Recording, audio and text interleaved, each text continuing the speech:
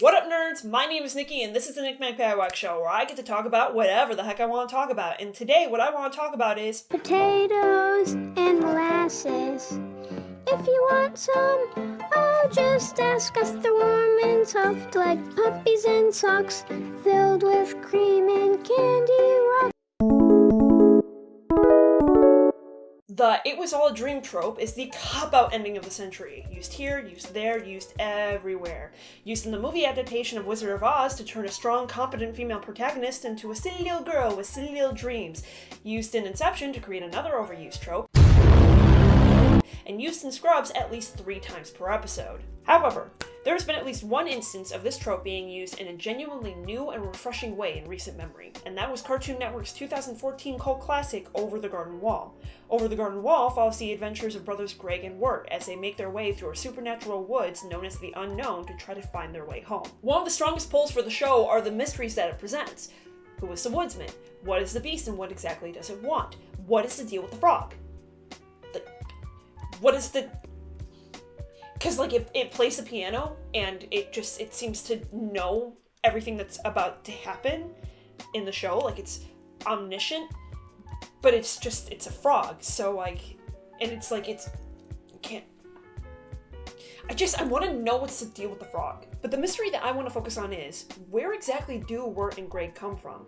Because the show leads you to conclude that they must live nearby.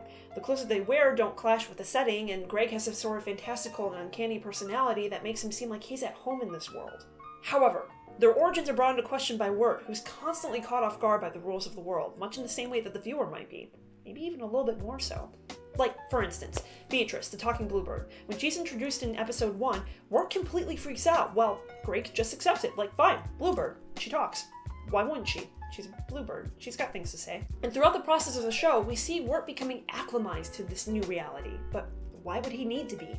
In the closing arc of the show, you actually find out that Wirt and Greg are from a more modern era, something akin to the suburbs in the 80s.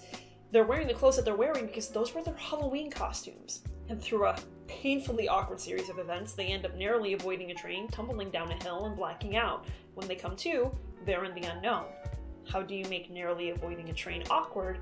Watch the show and find out. In the final moments of the show, Wirt and Greg escape the beast, the screen fades to black, and Wirt comes to in a hospital bed.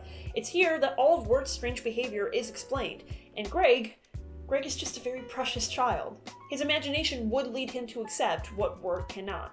Now, the interesting thing about this take on the "it was all a dream" trope is that the last question that the show presents is, was it though? Because when Wirt comes to in the hospital, Greg is there too, and he clearly remembers what happened to him in the unknown, poor kid. This is further expanded on in the comics that take place from Greg's point of view. At the end of the first volume of the comics, he runs into Wirt, and Wirt asks him, "What are we doing back here?" In addition to that, the credits at the end of the last episode show scenes of all the denizens of the unknown getting on with their lives after their encounter with the brothers, mirroring the beginning of the series. Actually, hey, yeah, at the beginning of the first episode, there are scenes with Beatrice and the woodsman and all of the other characters before the beast came in and wrecked their lives, foreshadowing the events of the entire series, before we even meet Wirt and Greg. While the frog plays the piano and talks about how lives are lovely. What is the frog? What is